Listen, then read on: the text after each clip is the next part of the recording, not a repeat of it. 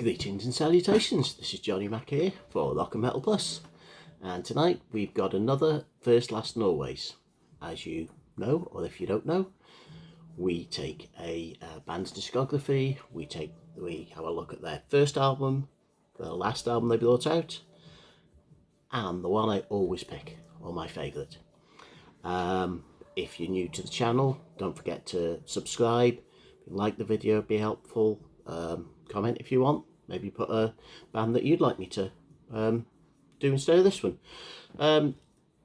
Today we're doing another of my favourite bands. This is Hanoi Rocks. I'm not going to go through the full history of them, how they formed and all that sort of stuff.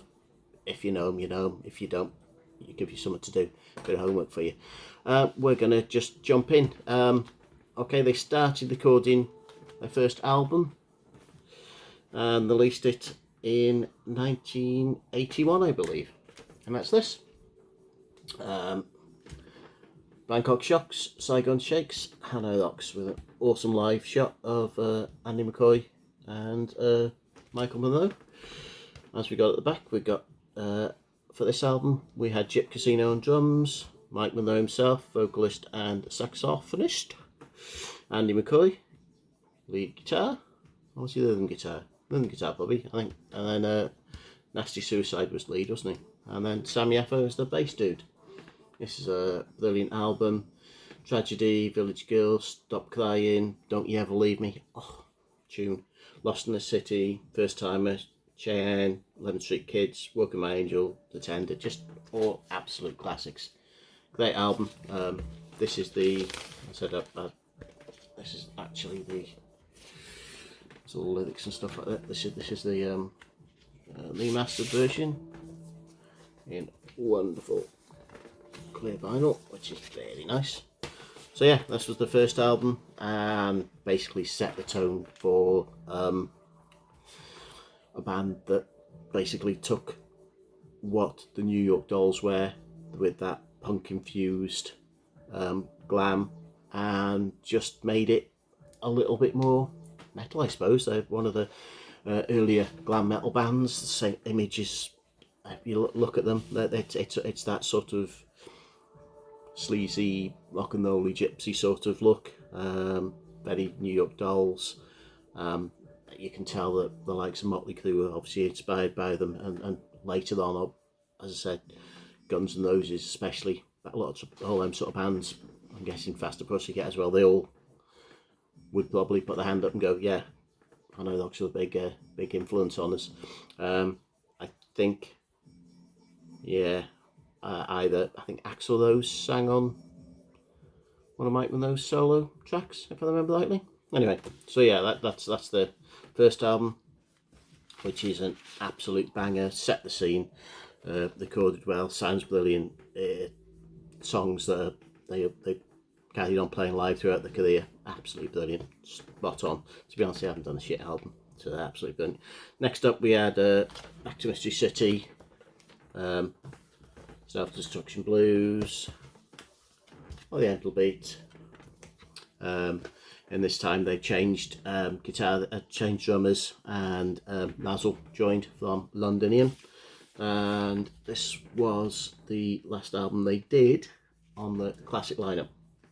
We're talking, I think, what was this, 84, 85 maybe. I said they were just starting to hit it. Up Around the Bend, which was a single, High School, I Can't Get It, Underwater World, great stuff, Don't You Ever Believe Me, Million Miles Away, Boulevard, Broken Dreams, Boiler, Future Time, Cutting Colours, all brilliant. This is the original version with the Smashing Super comic in it, which is great, loads of cool pictures.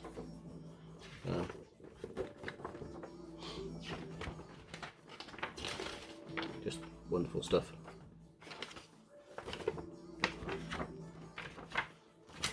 Yeah. I almost got to see him on this tour, and then tragedy happened. They obviously got too big, started hanging around with Motley Crue, and as it's well documented in The Dirt and various other things, Nazzle was tragically killed in a car accident, and Vince Neil was driving. So there you go. we all thought that was the end of Hanoi, and they did basically split up for a long time.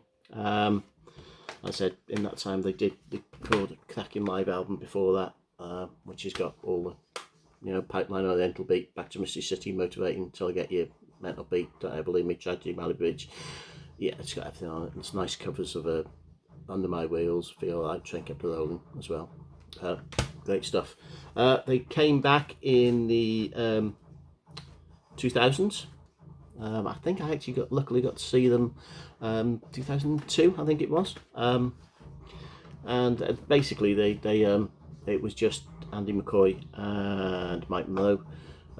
Pitched a couple of guys from the Electric Boys, the bass player, and Cody Bloom, the guitarist, who actually sings for Electric Boys as well, and the drummer, who was called, what's the dude's name?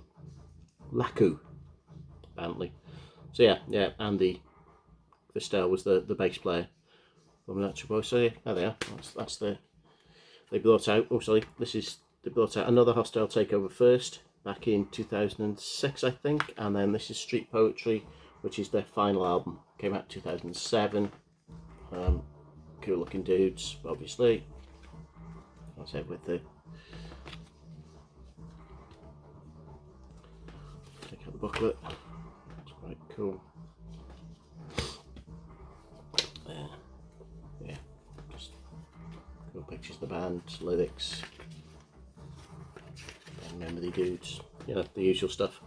What was the new stuff like? Well, it was modern Hanoi Rocks, to be honest. One thing with Mike Monroe singing, it's very distinctive, and the same with his solo stuff. It sounds like Hanoi Rocks. Majority of the stuff, obviously, he gets different people to write, so you get a different thing on it. This was a newer version of Hanoi.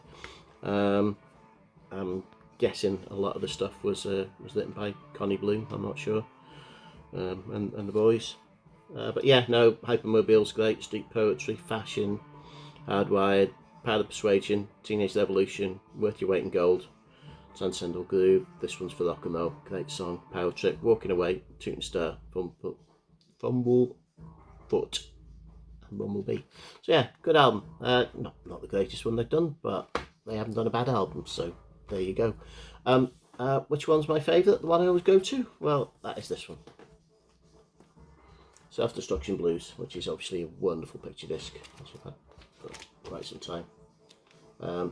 It just encapsulates what Hanoi Rocks are to me. We got Beard and a Cigarette, Whispers in the Dark, Taxi Driver, Desperados, Problem Child, Dead by Christmas. I love Dead by Christmas, stunning song. Love's an Injection, I Want You, Cafe Avenue, Nothing New, Kill City Kills, Self-Destruction Blues. It's just got a seriously cool vibe on it. It's almost like reminds me a lot of the first two Japan albums, Adolescent Sex and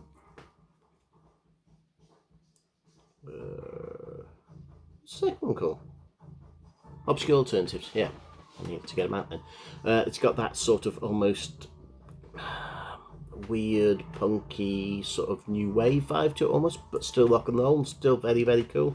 But yeah, that's the one I always go to, Self-Destruction Blues. So there you go. They split up after this album, and Mike did his solo stuff, and others scattered to the winds. I know sort of Mike's still going. I saw them 3 or 4 years ago at a Hard Rock Hell AOR, or Hard Rock Hell anyway, and he was just absolutely spot on. Saw them when he had Ginger in the band as well at the Wild Arts, and that was a good band. Very, very cool, the albums he did with them. Anyway, but yeah, there you go. That's Hanoi Rocks, first, last and always. Gotta love them. If you've not checked them out, check them out. If you have checked them out, then which is your favourite? Alright, that's me done. I'll catch you later.